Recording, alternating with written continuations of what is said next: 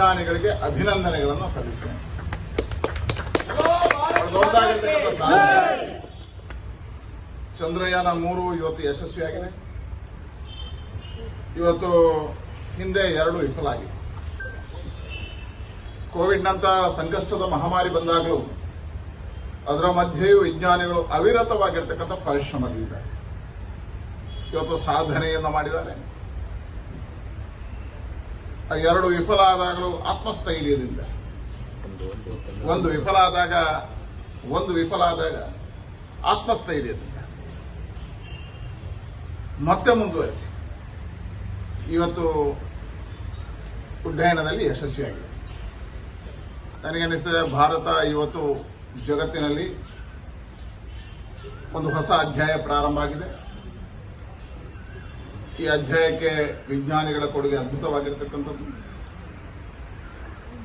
ಇವತ್ತು ವಿಶೇಷವಾಗಿ ವಿಜ್ಞಾನಿಗಳಿಗೆ ಪ್ರೇರಣೆಗಳನ್ನು ಕೊಡುವುದರ ಮುಖಾಂತರ ವಿಶ್ವಾಸವನ್ನು ತುಂಬುವಂಥ ಕೆಲಸವನ್ನು ಈ ದೇಶದ ಪ್ರಧಾನಮಂತ್ರಿ ನರೇಂದ್ರ ಮೋದಿ ಅವರು ಮಾಡಿದ್ದಾರೆ.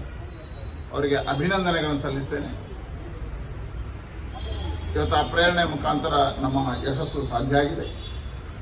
ಸಮಯಕ್ಕೆ ಸರಿಯಾಗಿ ಇವತ್ತು ಏನು ಚಂದ್ರಯಾನದಲ್ಲಿ ಲ್ಯಾಂಡ್ ಆಗಿದೆ. ಇವತ್ತು ಸುಮಾರು ವಿಕ್ರಮ್ ಲ್ಯಾಂಡರ್ ಅಲ್ಲಿ ಇಳಿಯುವಂಥ ಕೆಲಸ ಆಗಿದೆ. ಏನು ನಿಗದಿತವಾಗಿರ್ತಕ್ಕಂಥ ಸಮಯ ಸರಿಯಾಗಿ ಇವತ್ತು ವಿಜ್ಞಾನಿಗಳು ಗುರುತಿಸಿರ್ತಕ್ಕಂಥ ಸಮಯಕ್ಕೆ ಆಗಿದೆ. ಇದು ದೇಶಕ್ಕೆ ಆನಂದ ಅಲ್ಲ, ಜಗತ್ತಿಗೆ ಒಂದು ಭಾರತದ ಸಾಧನೆಯನ್ನ, ಅಧ್ಯಯನವನ್ನ ಉಳಿಸಿರ್ತಕ್ಕಂಥ ದಿನ ಅಂತ ಹೇಳ್ತಾ ಅಭಿನಂದನೆಗಳನ್ನು ಸಲ್ಲಿಸ್ತೇನೆ. ವಿಶೇಷವಾಗಿ ಇವತ್ತು ಸಂಭ್ರಮ ಪಡತಕ್ಕಂಥ ದಿನ. ಭಾರತ ಮತ್ತೆ ಮುಂದಿನ ದಿನಗಳಲ್ಲಿ ವಿಜ್ಞಾನ ಮತ್ತು ತಂತ್ರಜ್ಞಾನದಲ್ಲಿ ಜಗತ್ತಿಗೆ ಮೊದಲ ಸ್ಥಾನಕ್ಕೆ ಬರುವಂತಹ ಸಾಧನೆಗಳು ಇವತ್ತು ಪ್ರಾರಂಭ ಆಗಿದೆ. By ground troops. Lander and rover have payloads which are completely new and will